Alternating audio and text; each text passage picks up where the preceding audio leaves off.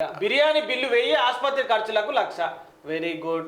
షాద్నగర్ మండి హోటల్లో వికటించిన భోజనము ఒకే ఫ్యామిలీకి చెందిన 8 మందికి అస్వస్థత, రక్తంతో కూడిన వాంతులతో ఆసుపత్రిలో చేరిక.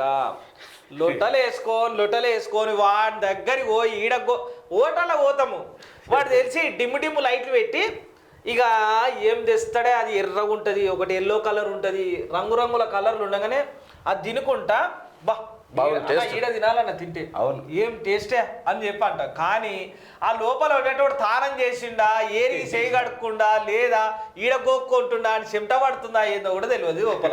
చేతులు ఏడేడ పెట్టి గోక్కొని వాడు మళ్ళీ వండుతుండో తెలియదు.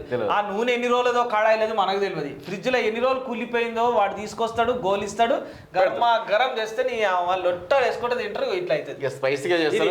వీళ్ళని పట్టించుకోర్రా అని చెప్తే అధికారులు మాత్రము నిమ్మకు నీరెత్తనట్టుంటారు. వాళ్ళు ఇచ్చే ముడుపులు తీసుకుంటారు, కథం చూడు చదువుకుంటారు. 8 మంది హోటల్ బిల్లు 1000 రూపాయలు, బిల్లు 1000, ఆసుపత్రికి 1,00,000 రూపాయలు. 8 మందికి అంటే 2 శాఖలు బెనిఫిట్ చేసిరు వాళ్ళు. 2 శాఖ ఆసుపత్రిని వేసిరు, ఒకటి హోటల్ని బతికిచ్చిరు. అయితే 1,00,000 రూపాయల బిల్లు కట్టాల్సి వచ్చినటువంటి పరిస్థితి వచ్చింది అంటే ప్రభుత్వ ఆసుపత్రులకు పోలేక అక్కడ వైద్యం చక్కగా ఏరని పోతే 8 మంది చంపుతారనే కదా ప్రైవేట్ హాస్పిటల్ పోయి 1,00,000 రూపాయలు కట్టింది.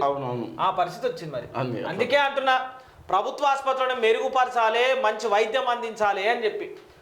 ఇక పెళ్లి రోజు అని రంగారెడ్డి జిల్లా షాద్నగర్ చెందిన ఒక ఫ్యామిలీ మండి హోటల్కి వెళ్ళి 1000 రూపాయలు పెట్టి బిర్యానీ తిన్నది.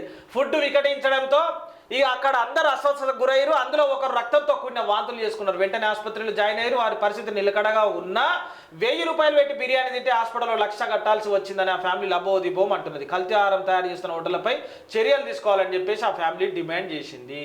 ఫుడ్ సేఫ్టీ దాడులు కంటిన్యూ. హైదరాబాద్లో 50 సంస్థల లోపాలు గుర్తింపు, ఇతర జిల్లాల 58 హోటళ్లకు నోటీసులు. చూద్దాం.